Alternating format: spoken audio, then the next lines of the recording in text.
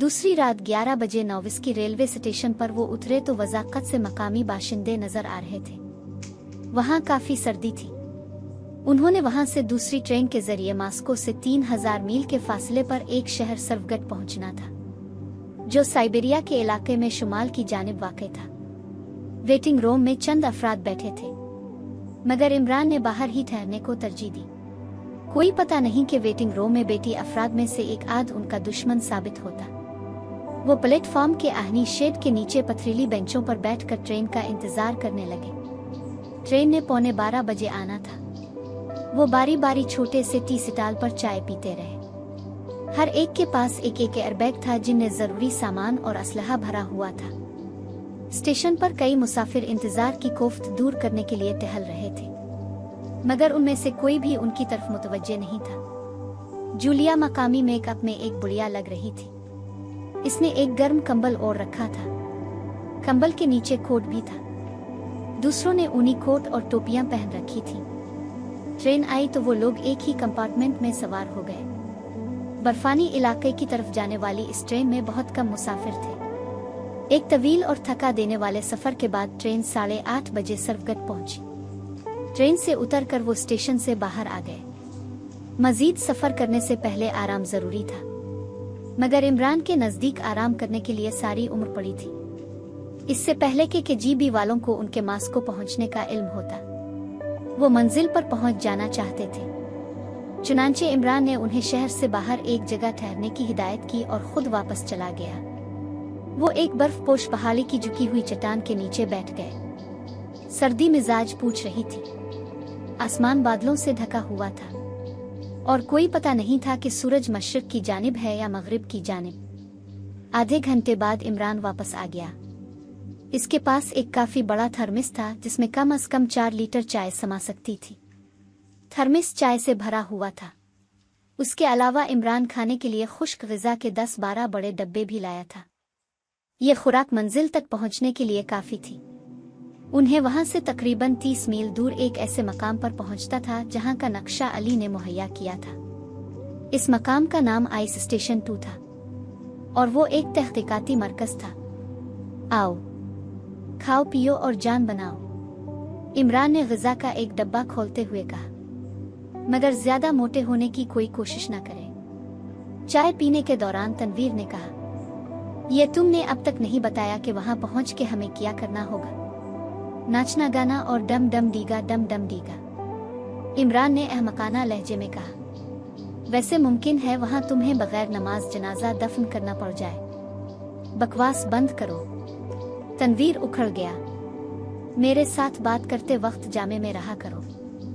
मैं तो पतलून में ही रहूंगा, पाजामा मेरे पास नहीं है। इमरान ने कहा, कर लो जो करना है, मगर मैं पतलून नहीं उतारूंगा। और तमाम मेंबर्स हंसने लगे। तनवीर इसे घोर कर रह गया। खावर बोला, वैसे तनवीर का सवाल दुरुस्त है, क्या मेरा जवाब गलत है? इमरान ने आंखें निकाल कर कहा, मैं कोई गैबदा नहीं, ना मेरे पास चचा अलाउ का तिलिस्मी बल्ब है कि मैं मुस्तकबिल के बारे में मालूम कर लूं। वहां पहुंचकर जो होगा तुम देख ही लोगे। कब्ल अज वक्त बात करने का कोई फायदा है? खावर लाजवाब हो गया। चौहान बोला, इमरान साहिब ठीक कह रहे हैं, अब हमें चलना चाहिए। ओ खुदा तुम्हारा भला करे चौहान, तुमने काम की बात की है। इमरान अहमकाना लहजे में चाका, तुम्हारे सवा ये सब बुद्धू है, फिर तो हमारा साथ जाना फजूल है। कैप्टन बाबर ने मुस्करा कर कहा, क्यों सफदर साहिब? हाँ बिल्कुल, सफदर हंसा, ये दोनों हम नाम हैं। उनका तीसरा हम नाम शैतान भी उनके साथ होगा, लिहाजा हमें यहीं से वापस हो जाना चाहिए। ये तीनों खुद ही मिशन मुकम्मल कर लेंगे। अफसोस तुम लोग बहुत बेवफा हो, इमरान मगमूम लहजे में बोला। कन्फ्यूशियस ने सच कहा कि जिन तकियों पर पत्ता था वही तकिए हुआ देने लगे। आप गलत बोल गए हैं, कैप्टन बाबर ने हंस कर कहा। असल में शेर है, जिन पत्तों पे तकिया था मेरे टेंगे से। इमरान मुंह बनाकर बोला, मैं तकी ही कहूंगा बल्कि लिहाफ कहूंगा, तुमसे मतलब। चंद मिनट इसी तरह हंसी मजाक में गुजारने के बाद वो लोग चल पड़े। उनके रास्ते में जाबजा पहाड़ियां थीं और रास्ता बर्फ से ढका हुआ था, मगर उन्होंने लॉन्ग शूज पहने हुए थे और इत्मीनान से आगे बढ़ रहे थे।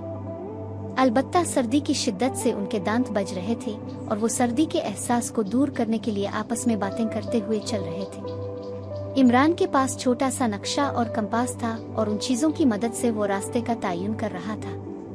तकरीबन 15 मील चलने के बाद उन्होंने एक जगह ठहरकर खुश्क खुराक खाई और चाय पीने के बाद फिर आगे बढ़ने लगे। इमरान जूलिया के साथ चल रहा था और इसे कन्फ्यूशियस के उनके कॉल सुना रहा था और वो बोर हो रही थी। इमरान साहब, आपके कन्फ्यूशियस ने इस इलाके के बारे में भी कुछ कहा है? सफदर ने पीछे से हाँक लगाई। हाँ, इसने कहा है कि बर्फानी इलाके में चलने वालों को गर्म कपड़े उतार को चलना चाहिए। इस तरह उनके जज्बात भड़कने की बजाय सर्द रहते हैं। लानत है तुम्हारे कन्फ्यूशियस पर, जूलिया मुंह बनाकर बोली। अगर तुमने दोबारा इस खबीस का नाम लिया तो जूता उतार लूंगी। मगर कन्फ्यूशियस ने तो कपड़े उतारने के लिए कहा था। इमरान ने अहमकाना संजीदगी से कहा, तुम जूते किस खुशी में उतारोगी? जूलिया ने घोर कर इसे देखा और मुंह दूसरी जानिब फेर लिया। 3 बजे के करीब उन्हें वो बर्फपोश पहाड़ी नजर आने लगी जिस पर तहकीकाती स्टेशन 2 कायम था। वो मोहतात होकर चलने लगे। पवन घंटे के मजीद सफर के बाद वो पहाड़ी के करीब पहुंच गए। इस पहाड़ी के दूसरी जानिब एक वसी वादी थी। स्टेशन 2 एक कला नुमा इमारत थी। इस वसी इमारत को बर्फबारी की शिद्दत से बचाने के सिलसिले में खुसूसी इंतजामात किए गए थे। साइबेरिया के वस्ती इलाकों की निस्बत वहां बर्फबारी का जोर कम ही रहता था। इमारत की छत पे बेशुमार एरियल और एंटीने नजर आ रहे थे। इमरान की मालूमात के मुताबिक स्टेशन 1 वादी की दूसरी जानिब एक और पहाड़ी पर कायम था। वादी बहुत गहरी थी और स्टेशन 2 से स्टेशन 1 में आने जाने का वाहिद जरिया केबल कारें थीं। एक कार स्टेशन 1 में और दूसरी स्टेशन 2 में रहती थी और सिर्फ जरूरत के वक्त ही इस्तेमाल में होती थी। बर्फबारी किसी भी लम्हे शुरू हो सकती थी, इसलिए इमरान ने पहले पनागा तलाश करना जरूरी समझा और अर्ध गिर्द फैली हुई छोटी बड़ी पहाड़ियों में घूमने लगा। इसके साथ ही एक चट्टान की आड़ में खड़े रहे। 15-20 मिनट बाद इमरान अपनी कोशिश में कामयाब हो गया। वो स्टेशन वाली पहाड़ी से तकरीबन 100 गज के फासले पर एक बावड़ी गार था जो अंदर से काफी कुशादा था। वो अपने साथियों को वहां ले आया। गार के संगी फर्श पर फालतू कंबल बिछाकर वो बैठ गए। चाय का दौर शुरू हुआ। इमरान ने नक्शा संभाल लिया। कुछ देर उस पर गौर करता रहा, फिर अपने साथियों को हिदायत देने लगा। उन्हें अंधेरा छाने पर स्टेशन 2 में दाखिल होना था। इस बात का इम्कान भी था कि उन्हें स्टेशन 1 तक जाना पड़े। कुछ देर बाद इमरान उन्हें थकावट दूर करने का मशवरा देता हुआ बाहर निकल आया। वो पहाड़ी स्टेशन का बैरूनी सर्वे मुकम्मल करना चाहता था।